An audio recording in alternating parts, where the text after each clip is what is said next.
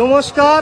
আমরা মগরাট পশ্চিম বিধানসভার ক্ষুদ্র গোপালকগণ আমরা মগরাট সমষ্টি উন্নয়ন আধিকারিকের সামনে সবাই একত্রিত হয়েছি একটাই কারণে, এই যে আমাদের আগামী 27 তারিখ যে কুরবানির ঈদ আমাদের সামনে, সেই ঈদকে উপলক্ষ করে আমরা যারা গোপালকগণ আছি আমাদের গরুগুলো আমরা দুধের শেষে কুরবানি করার জন্য বিভিন্ন বিক্রেতাদের কাছে বিক্রয় করি।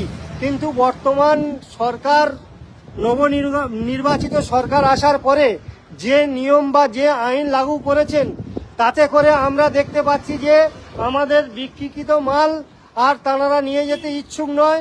একটাই কারণ, তাঁরা বলছেন যে আমরা যদি গরু কুরবানি না করতে পারি তাহলে আমরা গরুটা নিয়ে গিয়ে আপনাদের থেকে কি করব। এমতো অবস্থায় আমরা প্রশাসন এবং সমস্ত মিডিয়ার মাধ্যমে আমাদের নবনির্বাচিত রাজ্য সরকারকে আমরা একটা বার্তা দিতে চাই, এই বিজনেস বা এই ব্যবসার সঙ্গে শুধুমাত্র আমরা জড়িত নয়, কয়েক কোটি মানুষ এই বিজনেসের সঙ্গে জড়িত। অবিলম্বে আপনারা আমাদের এই বিষয়টা, যাতে আমরা আগামী দিনে বিজনেস করতে পারলাম কি পারলাম না এটা আমাদের কাছে বড় প্রশ্ন নয়। আমাদের কাছে একটাই প্রশ্ন, আগামী 27 তারিখ যে কুরবানির ঈদটা রয়েছে, সেই ঈদটা যাতে আমরা আমাদের গরুগুলোকে কুরবানি দিতে পারি এবং আমাদের মালগুলো যাতে তারা নিয়ে যেতে পারেন, সে বিষয়ে আমরা এই রাজ্য সরকারের কাছে আমাদের করজোরে আবেদন। আপনারা বিষয়টা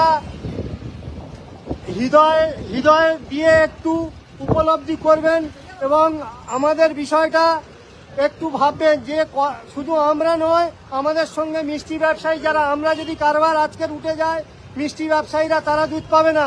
এবং যে লিকুইড দুধ মার্কেটে পাওয়া যায় আমুল থেকে শুরু করে যে সমস্ত দুধ, তারাও আগামী দিনে গ্রাম বাংলা দুধ সাপ্লাই করতে পারবে না, বাড়ির বাচ্চারা দুধ খেতে পারবে না। তাই আমাদের করজোরে এই রাজ্য সরকারের কাছে নিবেদন, এই বিষয়টা খুব হৃদয় দিয়ে একটু উপলব্ধি করবেন। যারা আমরা হিন্দু তারাই কিন্তু মারার সুযোগ তাদেরকে করে দিই।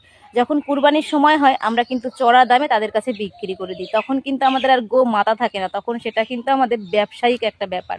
তো যাই হোক, সে বিষয়ে আমি গেলাম না।